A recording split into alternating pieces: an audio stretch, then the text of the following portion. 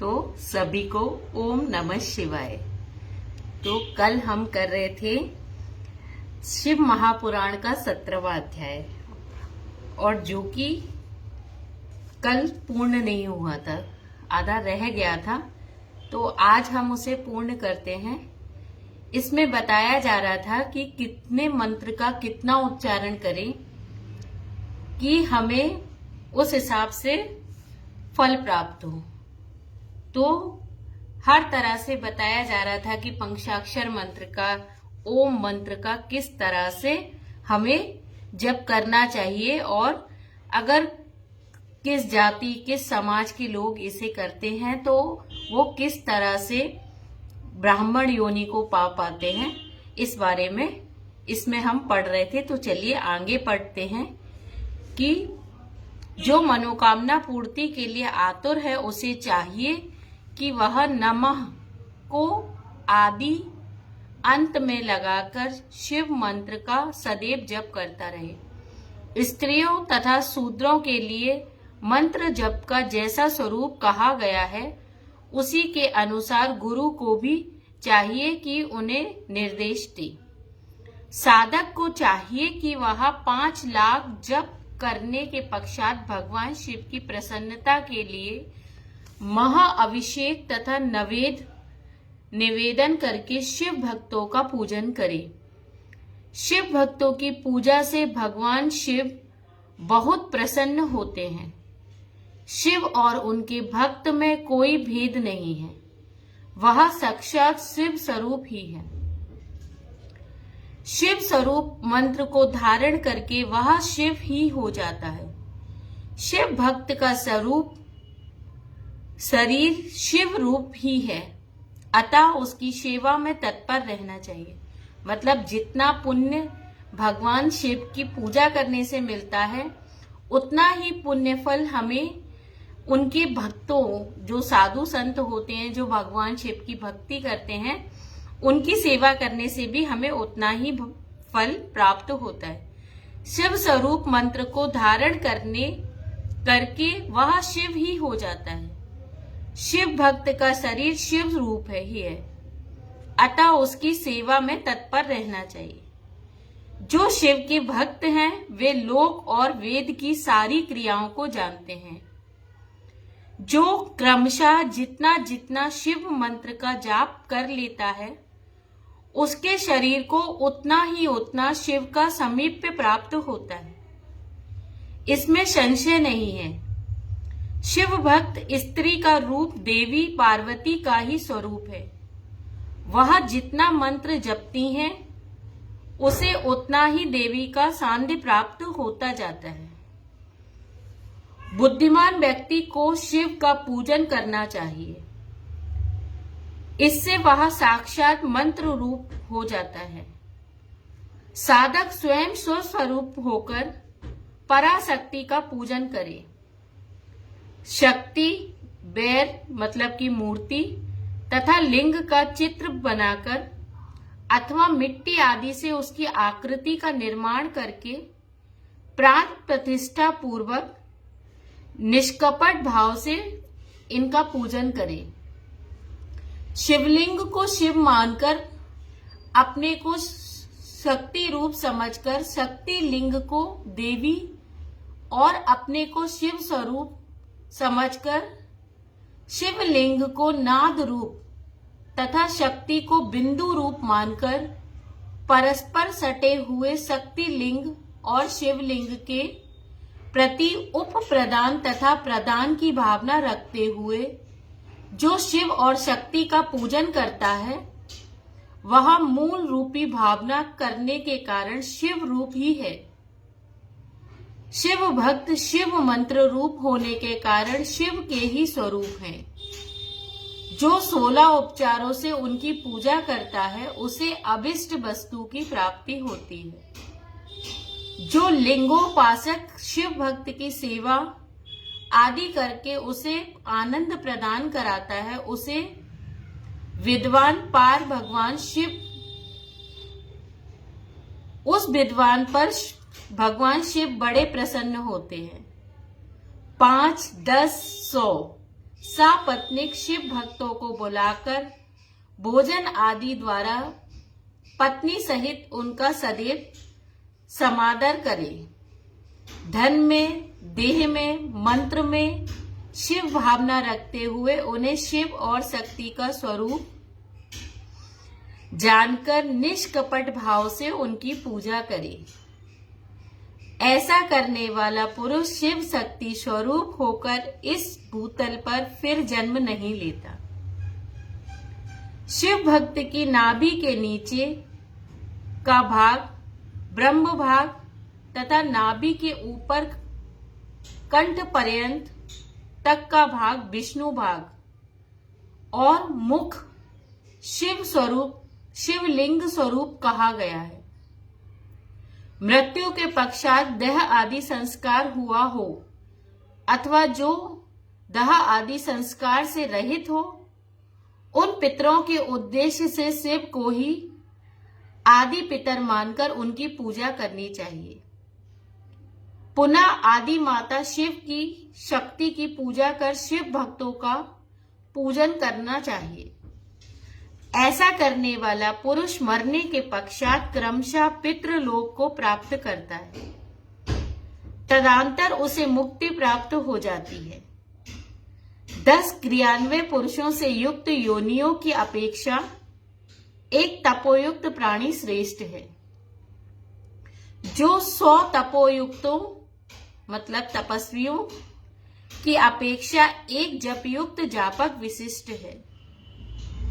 सहस्त्र जपयुक्त जातकों की अपेक्षा एक शिव ज्ञानी का विशेष महत्व है।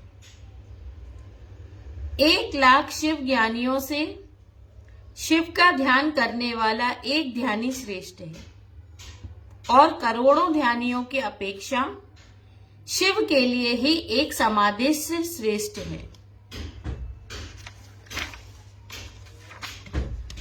इस प्रकार उत्तरोत्तर विशिष्ट क्रम से की जाने वाली पूजा से प्राप्त फल में ही विशिष्टता आ जाती है, जिसको जानना विद्वानों के लिए भी कठिन है। इस कारण से शिव भक्त की महिमा को कौन मनुष्य जान सकता है। जो मनुष्य शिव शक्ति और शिव भक्त की पूजा भक्ति पूर्वक करता है, वह शिव स्वरूप होकर सदैव कल्याण को प्राप्त करता है। जो ब्राह्मण इस वेद सम्मत अध्ययन को अर्थ सहित पढ़ता है, अर्थात शिव ज्ञानी होकर शिव के साथ आनंद प्राप्त करता है। मतलब कि अगर हम इसे पढ़े, सिर्फ पढ़े, अगर इसके फलों के अनुरूप इसमें जो दिया गया है कि हमें 1,00,000 मंत्र के जप से क्या मिलता है, ओम मंत्र से क्या लाभ मिलता है, ओम नमः शिवाय पंचाक्षर मंत्र से क्या लाभ मिलता है, अगर वो ना करके सिर्फ इस शिव महापुराण के 17वें अध्याय का अगर हम सिर्फ अर्थ सहित इसे पढ़ते हैं तो भी हमें परम आनंद प्राप्त होता है। हे मुनीश्वरों, विद्वान पुरुष को चाहिए कि यह अध्ययन वह शिव भक्तों को सुनाए। हे बुद्धजनों, ऐसा करने से भगवान शिव की कृपा से उनका अनुग्रह प्राप्त हो जाता है। मतलब अगर आप कोई इसे सुना भी रहा है, सिर्फ सुनाने मात्र से ही शिव महापुराण का अध्ययन अगर आप सुना भी रहे हैं किसी को, तो भी आपको महान पुण्य प्राप्त होता है, क्योंकि हर किसी के पास शिव महापुराण नहीं होता, आजकल पढ़ने का समय भी नहीं होता। तो अगर हम उसे सुना सकते हैं तो वो भी एक परम अनुग्रह प्राप्त होता है। इस तरह शिव महापुराण प्रथमम विद्येश्वराय सहिताय प्रणव पंचाक्षर मंत्र महात्म्यम वर्णन नाम 17 अध्याय। इस प्रकार शिव महापुराण के अंतर्गत प्रथम बिंदेश्वर संहिता में प्रणव युक्त पंचाक्षर मंत्र का महात्म वर्णन नामक 17वां अध्याय पूर्ण होता है। यथा अष्टोदश अध्याय। अब हम 18वां अध्याय पढ़ते हैं। बंधन और मोक्ष का विवेचन, शिव पूजा का उपदेश, लिंग आदि से शिव पूजा का विधान, ये सब इसमें बताया गया है 8वें अध्याय में। भस्म के स्वरूप का निरूपण और महत्व, शिव के भस्म धारण करने का रहस्य, शिव एवं गुरु शब्द की व्युत्पत्ति तथा विघ्न शांति के उपाय और शिव धर्म का निरूपण, ये सब इस 18वें अध्याय में बता गया है। मतलब कि मोक्ष और बंधन का विवेचन, मतलब बंधन से और मोक्ष को हम कैसे प्राप्त करेंगे, शिव पूजा कैसे करनी चाहिए उसका उपदेश है, लिंग आदि की पूजन कैसे करना चाहिए उसका पूरा विधान दिया गया है इसमें, भस्म कैसे, जो भस्म आरती की जाती है उसका क्या रहस्य है, शिव ने भस्म को क्यों धारण किया उसका संपूर्ण विधान भी इसमें दिया गया है। शिव और गुरु शब्द की व्युत्पत्ति कहाँ से हुई ये भी इसमें बताया गया है। और आपके जीवन में किसी भी तरह का विघ्न अगर आता है तो उसकी शांति का उपाय भी इस 18वें अध्याय में बताया गया है। और अंत में बताया गया है शिव धर्म का निरूपण। चलिए शुरू करते हैं। ऋषिगण बोले, हे सर्वज्ञों में श्रेष्ठ, बंधन और मोक्ष का स्वरूप क्या है यह हमें बतलाइए। सूत जी बोले, हे महर्षियों, मैं बंधन और मोक्ष का स्वरूप तथा मोक्ष के उपाय का वर्णन करूंगा। आप लोग आदर पूर्वक सुने।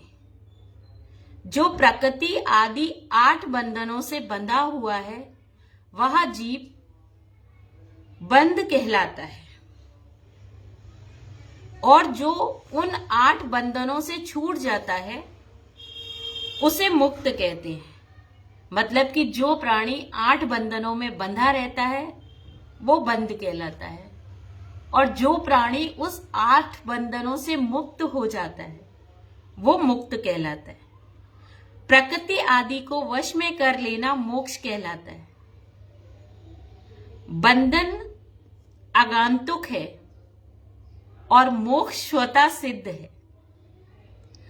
बंध जीव जब बंधन से मुक्त हो जाता है तब उसे मुक्त जीव कहते हैं। प्रकृति, बुद्धि, त्रिगुणात्मक अहंकार और 5 तंत्र मात्राएं, इन्हें ज्ञानी पुरुष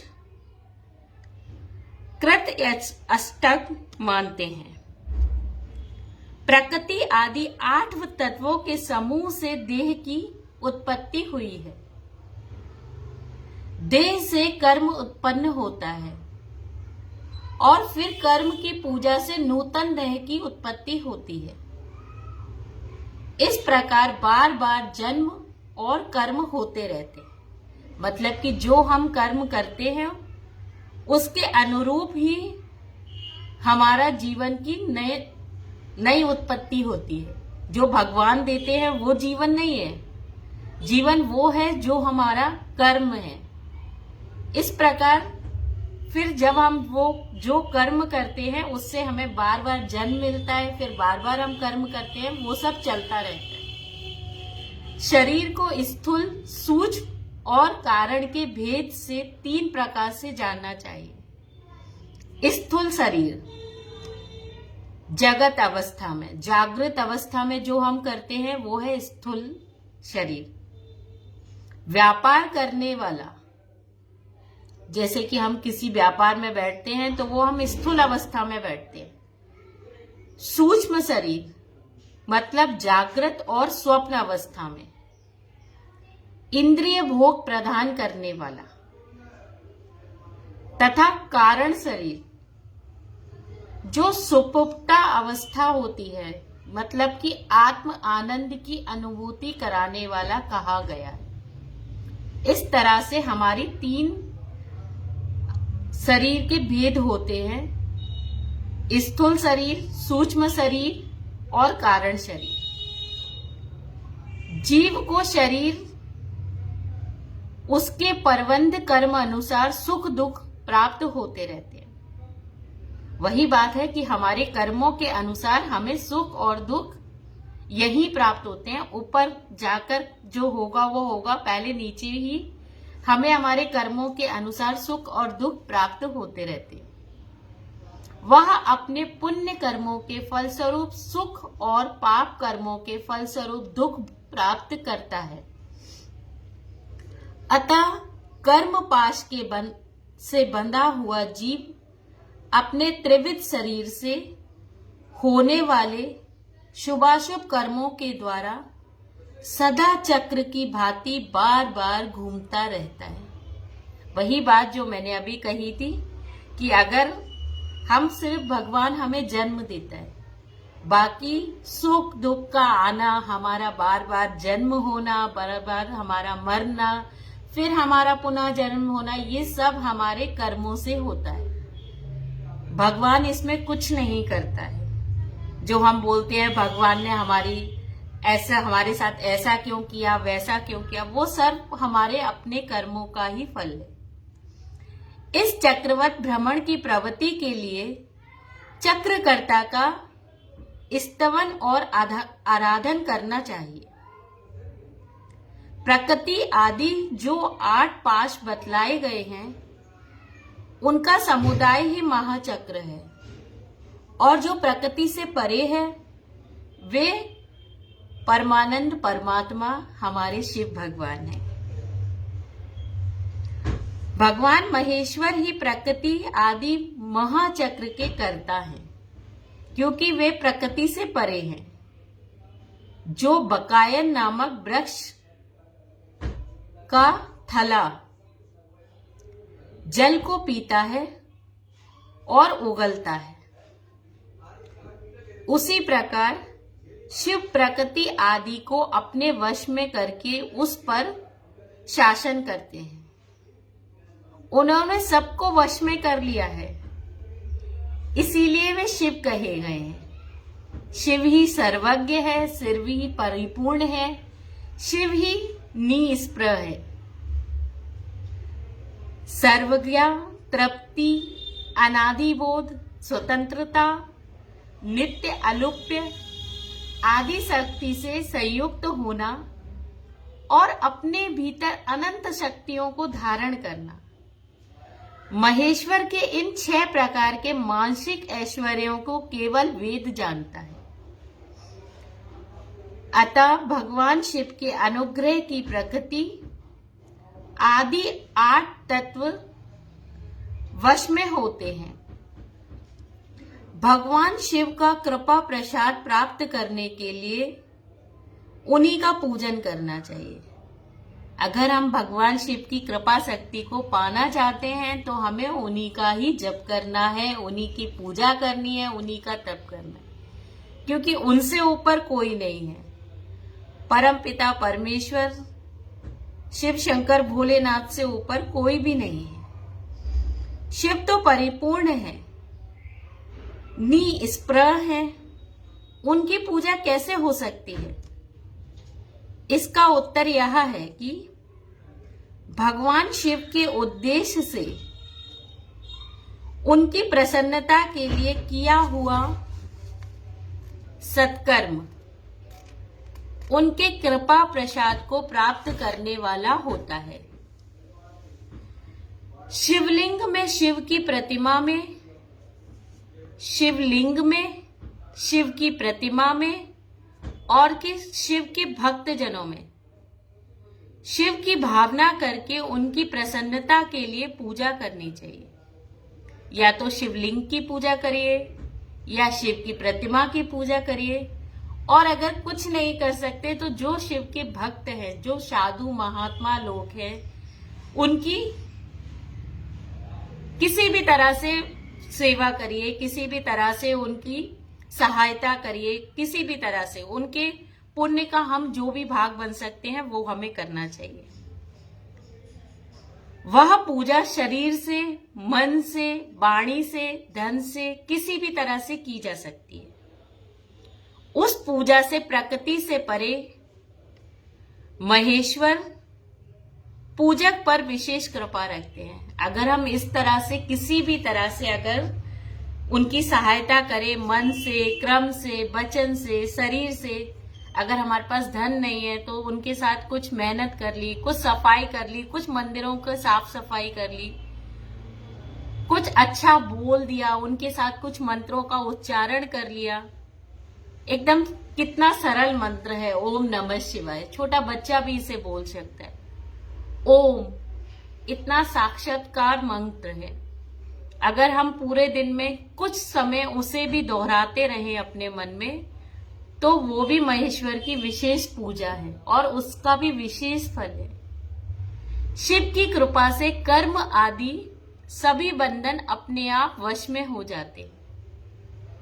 कर्म से लेकर प्रकृति पर्यंत तक सब कुछ जब वश में हो जाता है, तब वह जीव मुक्त कहलाता है और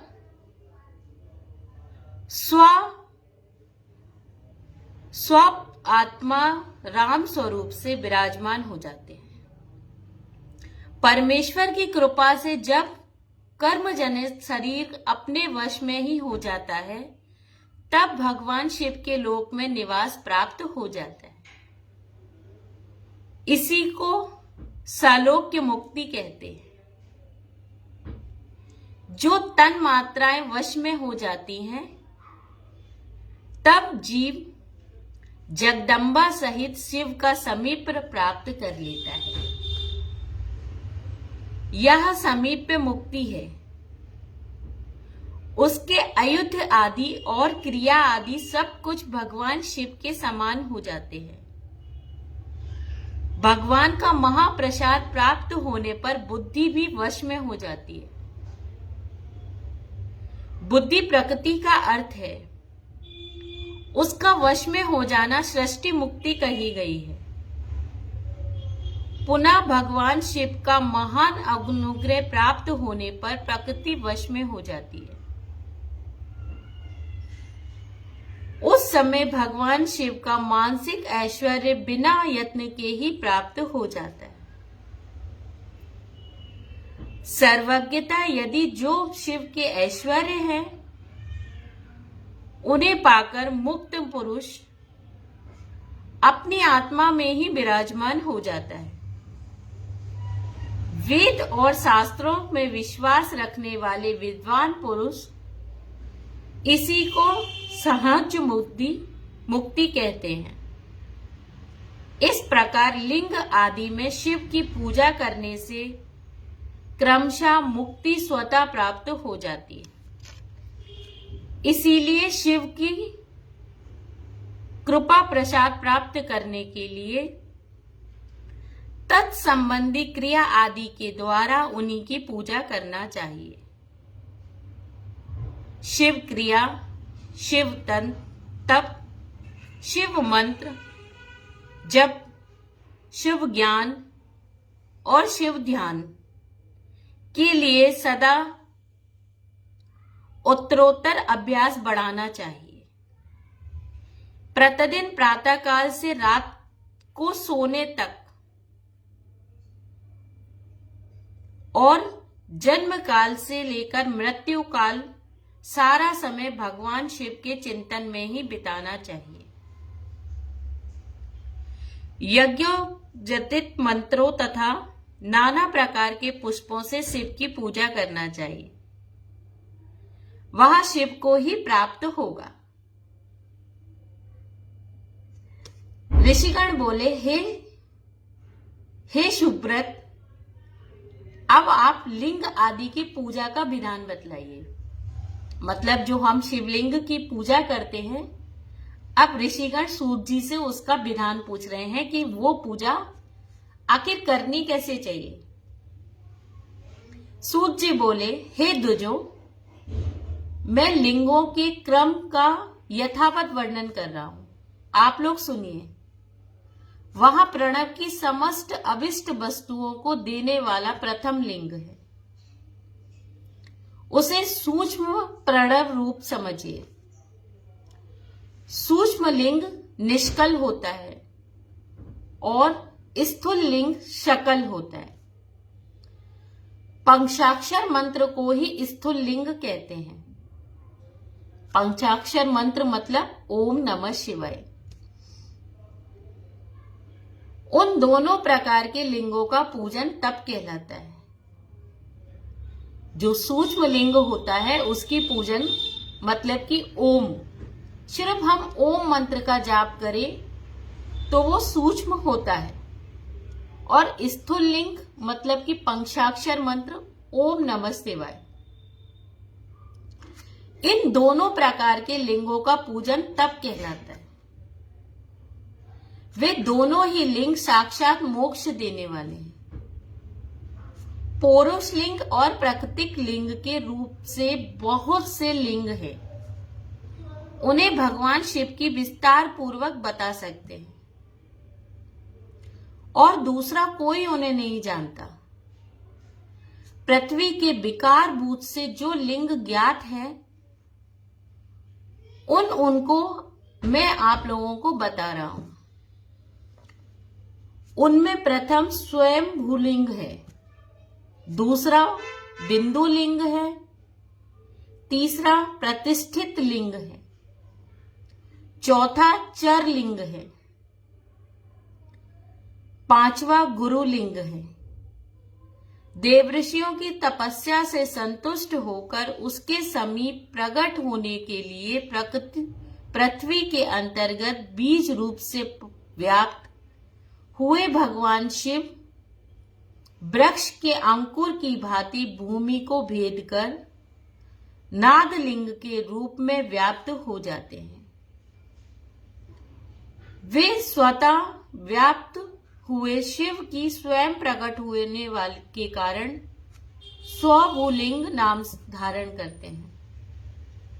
ज्ञानी जन उन्हें स्वयं भूलिंग के रूप में ही जानते हैं। उस स्वयं भूलिंग की पूजा से उपासक का ज्ञान स्वयं बढ़ने लगता है। सोना चांदी आदि के पत्र पर, भूमि पर अथवा वेदी पर अपने हाथ से लिखित जो शुद्ध प्रणव मंत्र रूप लिंग है उसमें तथा यंत्र लिख में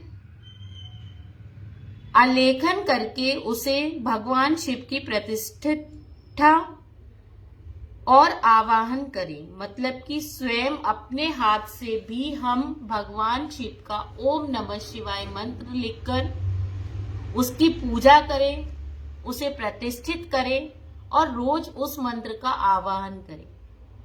हमारी श्रद्धा है कि हम उसे स्वयं लिखते हैं चंदन से या किसी सुनार से उसे सोने या चांदी पे लिखवाते हैं या तांबे पर लिखवाते हैं और उसे स्वयं लिखवाकर स्वयं उसे शुद्ध करते हैं और स्वयं उसकी डेली उपासना करते हैं।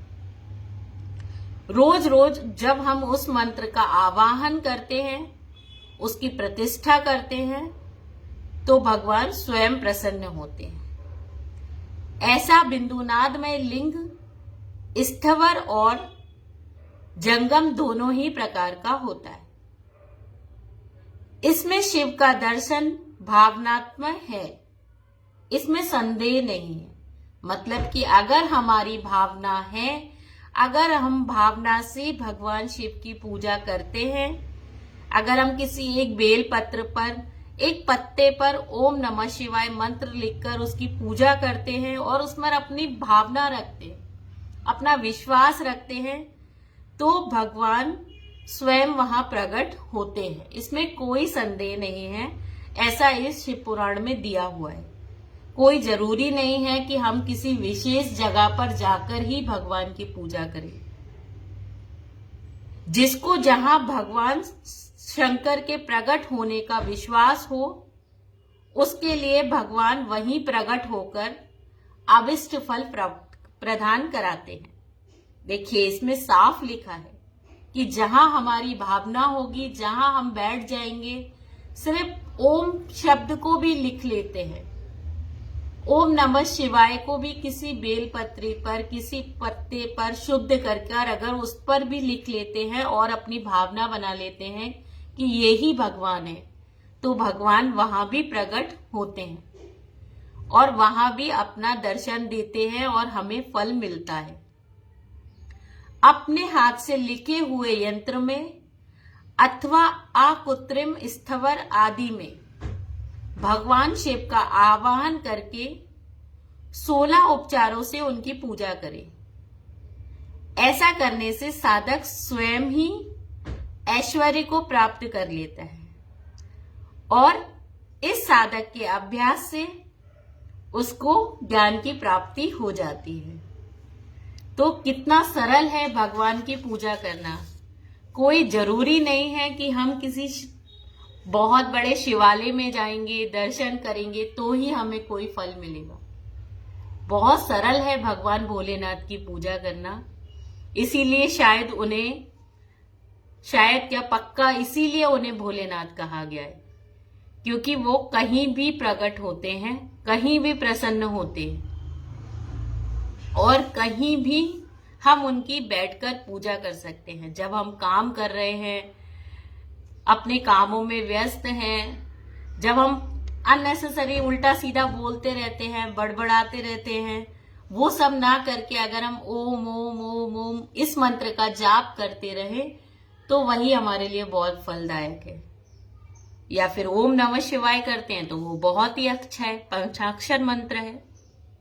देवता और ऋषियों ने आत्म सिद्धि के लिए अपने हाथ से वैदिक मंत्रों के उच्चारण पूर्वक शुद्ध मंडल से शुद्ध भावना द्वारा जिस उत्तम शिवलिंग की स्थापना की है उसे पौरुष लिंग कहते हैं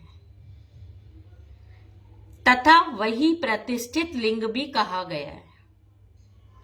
उस लिंग की पूजा करने से सदा पौरुष ऐश्वर्य की प्राप्ति होती है। महान ब्राह्मणों और महाधनी राजाओं द्वारा किसी शिल्पी से शिवलिंग का निर्माण कराकर मंत्र पूर्वक जिस लिंग की स्थापना तथा प्रतिष्ठा की गई हो वह प्राकृतिक लिंग है।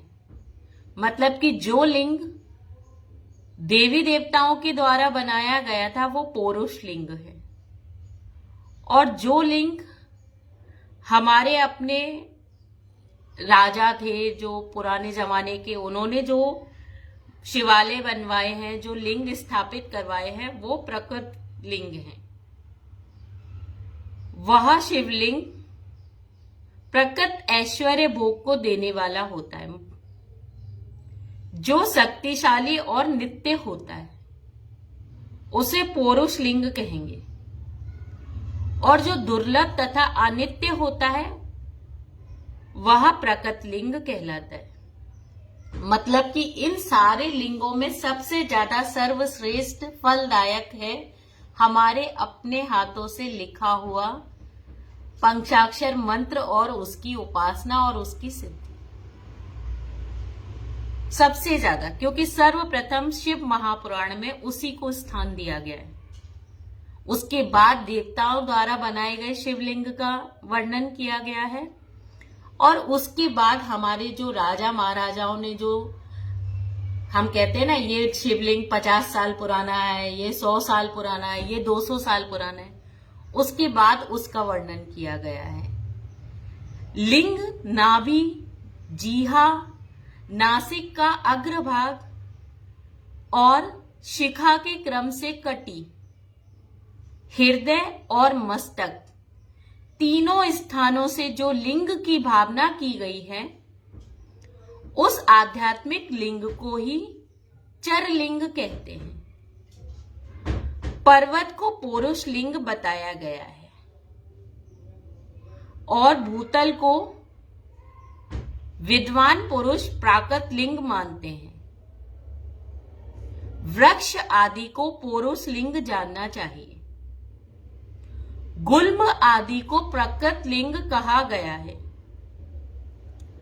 साठी नामक धान्य को प्रकट लिंग समझना चाहिए और साली, अघनी एवं गेहूं को पुरुष लिंग, अणिमा आदि 8 सिद्धियों को देने वाला जो ऐश्वर्य है उसे पौरुष ऐश्वर्य जानना चाहिए।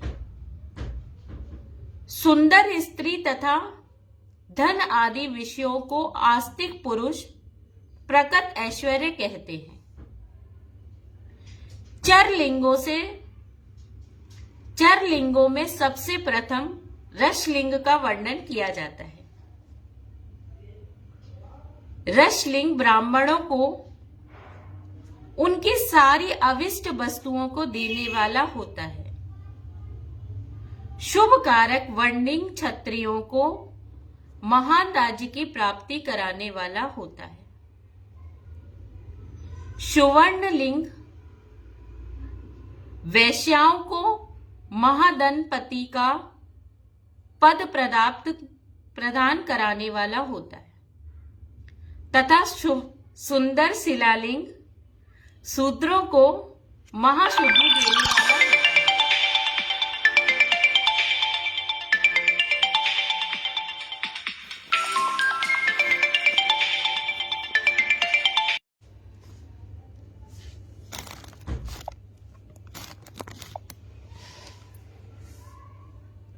चार लिंगों का सर्वप्रथम रसलिंग का वर्णन किया जाता है। रसलिंग ब्राह्मणों को उनकी सारी अभिष्ट वस्तुएं देता है। शुभ कारक वर्णलिंग क्षत्रियों को महान राज्य की प्राप्ति कराने वाला होता है। सुवर्ण लिंग वैश्याओं को महाधनपति का प्रदान करने वाला होता है तथा सुंदर शिलालिंग सूत्रों को महाशुद्धि देने वाला होता है। स्फटी लिंग एवं वाण लिंग अब सब लोगों को उनकी समस्त कामनाएं प्रदान कराने वाला है। अपना ना हो तो दूसरे का स्फटिक तथा वाण लिंग भी पूजा के लिए निषिद्ध नहीं है। स्त्रियों विशेषतः साधवाओं पार्थिव लिंग की पूजा का विधान है। प्रवृत्ति मार्ग से स्थित विधवाओं के लिए स्फटिक लिंग से पूजा बताई गई है, परंतु विकृत विधवाओं के लिए रसलिंग की पूजा को भी श्रेष्ठ कहा गया है। हे सुब्रतो, बचपन में, युवावस्था में और बुढ़ापे में भी शुद्ध स्फटिकमय शिवलिंग का पूजन स्त्रियों को समस्त भोग प्रदान कराने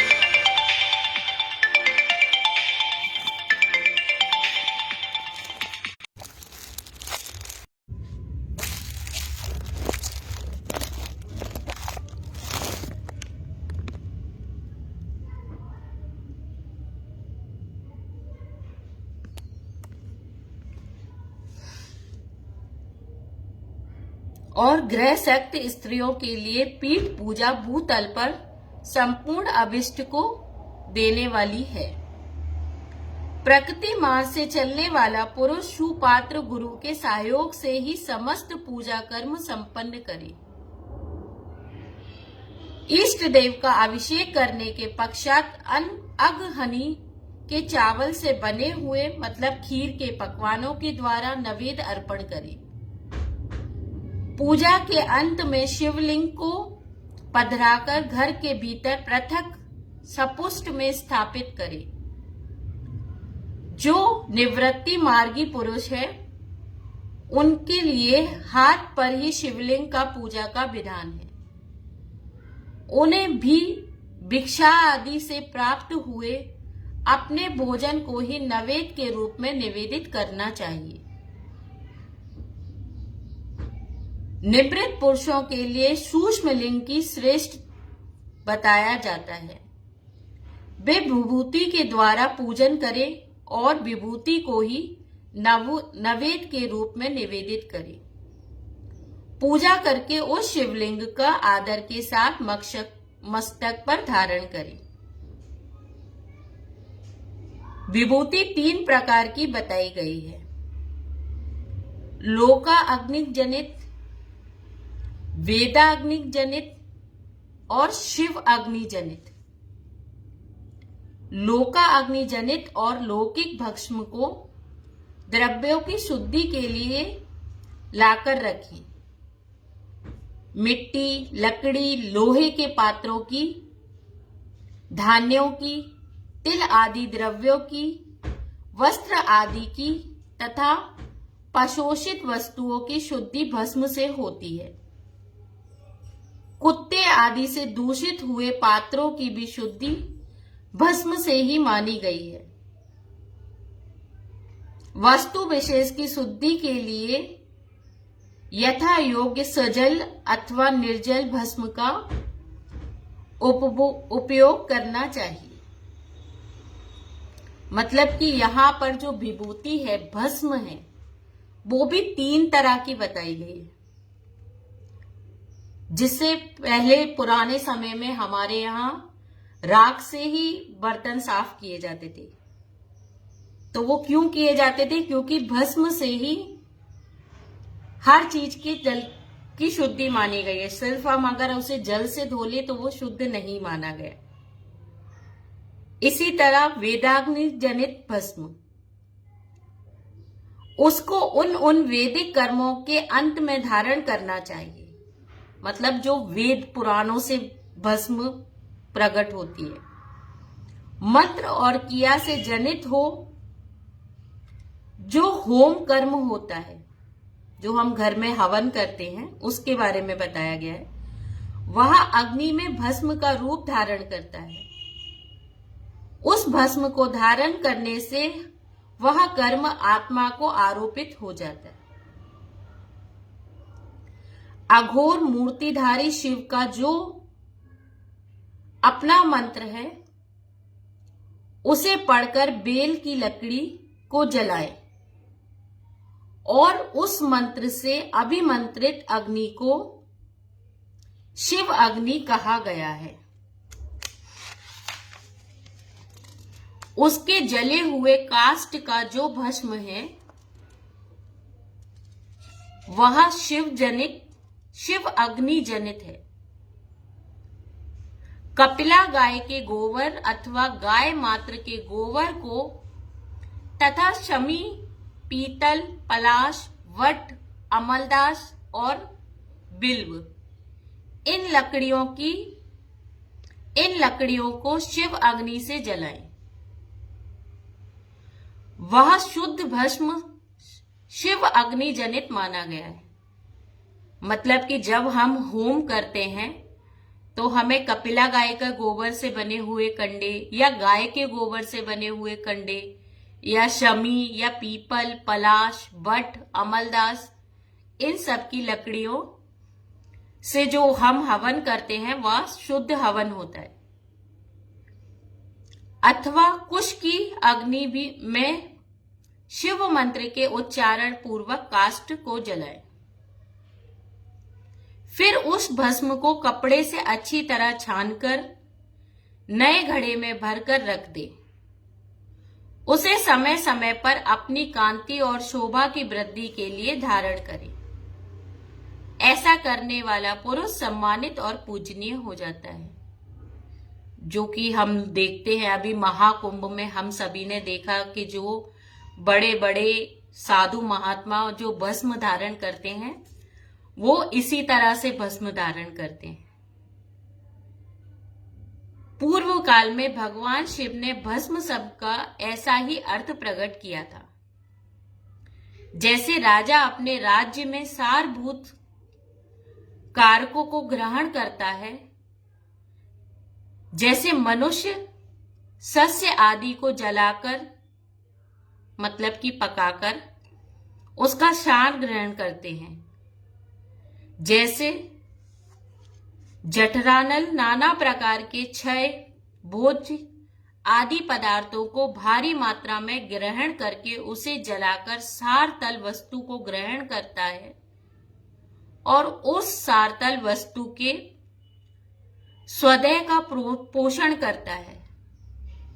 उसी प्रकार प्रपंचकर्ता परमेश्वर शिव ने अपने में अधेय रूप में विद्यमान प्रपंच को जलाकर भस्म रूप से उसके सार तत्व को ग्रहण किया है।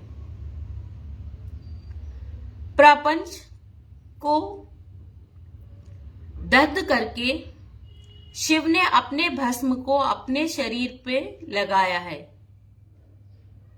उन्होंने विभूति मतलब कि भस्म पोतने के बहाने जगत के सार को ग्रहण किया है। मतलब कि भगवान शिव ने जो भस्म लगाई थी, जो भस्म उनकी लगत पूरे शरीर पे लगी है, वो पूरे जगत का सार को ग्रहण किया है उन्होंने। इस तरह से हम ये 18वां अध्याय यहीं विराम करते हैं, क्योंकि ये बहुत बड़ा अध्याय है। लगभग 50 से 100 पृष्ठ हैं इसके।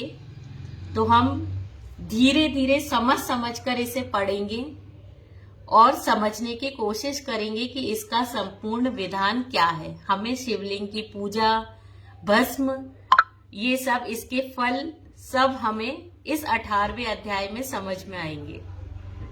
तो कल हम वापस 1 बजे लाइव आएंगे और इसे पढ़ेंगे।